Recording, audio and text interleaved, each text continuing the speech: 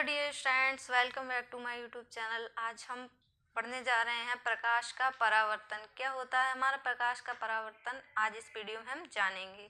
तो हमने पिछली वीडियो में जाना था कि प्रकाश का परावर्तन क्या होता है, और इस वीडियो में हम जानेंगे कि प्रकाश के परावर्तन के नियम क्या होते हैं। चलिए देखते हैं। प्रकाश के परावर्तन के दो नियम निम्नलिखित होते हैं। कितने? दो नियम। कहीं पर भी प्रकाश के परावर्तन के दो नियम नियम पूछे जाएं तो आप ये दोनों नियम बता सकते हैं, क्योंकि प्रकाश के परावर्तन के दो ही नियम होते हैं। फर्स्ट नंबर पे आता है हमारा आपतित किरण, परावर्तित किरण और अविलंब। तीनों एक ही तल में होते हैं। अब आप ये सोच रहे होंगे कि मतलब आपतित किरण और परावर्तित किरण और जो अविलंब होता है हमारा, ये क्या होता है। तो अगर आपने पिछली वीडियो देख ली है तो आपको पता चल गया होगा ये सब क्या होता है, और अगर नहीं देखी तो मेरे चैनल पर जाएं और जो पहले वाली वीडियो है वो पूरी देख डालें, तो आपको ये सब समझ में आ जाएगा। सेकेंड नंबर पे आता है हमारा आपतन कोण तथा परावर्तन कोण बराबर होते हैं। लेकिन आपको सोचने वाली बात यह है कि आपतन कोण जो होते हैं और परावर्तन कोण जो होते हैं वो होते क्या हैं। तो आइए देखते हैं डायग्राम के अकॉर्डिंग। ये रहा हमारा चिकनी चमकदार सतह जिस पर हमारा पेंट है, ठीक है। ये किरण आई, इस चिकनी चमकदार सतह से टकराई और वापस चली गई। तो ये जो आने वाली किरण है उसे आपतित किरण,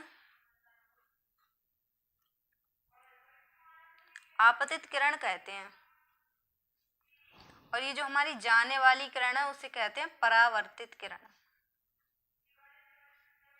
परावर्तित किरण, आने वाली आपतित किरण, जाने वाली परावर्तित किरण। और ये जो बीच में होता है हमारा, ये होता है अविलंब। क्या होता है? अविलंब। इसे हम बोलेंगे अविलंब, ठीक है। और ये जो जिस बिंदु पर ये तीनों मिलते हैं इसे हम बोलेंगे आपतन बिंदु। किसे क्या बोलेंगे? इसे आपतन बिंदु। आपतन बिंदु पर ये सब मिलते हैं आकर। आपतित किरण आई, चिकनी चमकदार सतह से टकराई और वापस उसी माध्यम में चली गई। तो ये आने वाली किरण होती है, ऐसे आपतित किरण कहते हैं। जाने वाली किरण होती है उसे परावर्तित किरण कहते हैं, और ये बीच में हमारा अविलंब होता है।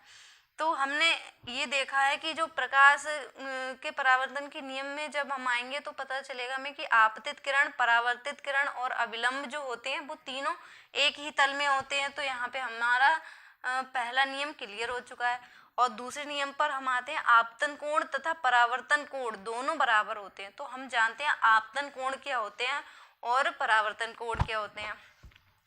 तो जो आपतित किरण होती है, आपतित किरण और अविलंब जो कोण बनाते हैं उसे आपतन कोण कहते हैं।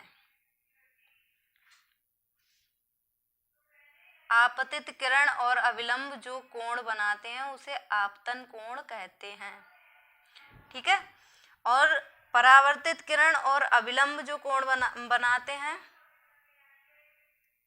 उसे परावर्तन कोण कहते हैं।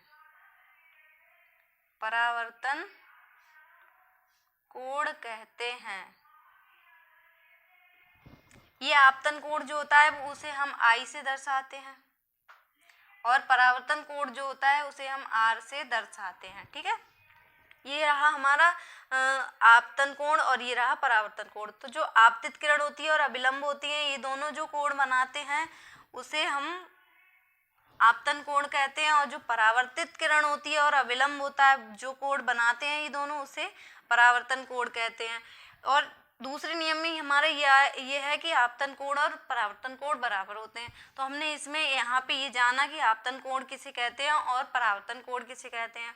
और जब हमें पता चल गया कि आपतन कोण और परावर्तन कोण क्या होते हैं, तो ये भी इसमें बताया गया है कि आपतन कोण और परावर्तन कोण बराबर होते हैं। ये हमारे दोनों नियम क्लियर हो चुके हैं। इस वीडियो में हमने जाना प्रकाश के परावर्तन के नियम क्या होते हैं। तो इस वीडियो में हमने दोनों नियम को अच्छे से कवर कर लिया है। मिलते हैं नेक्स्ट वीडियो में नेक्स्ट टॉपिक।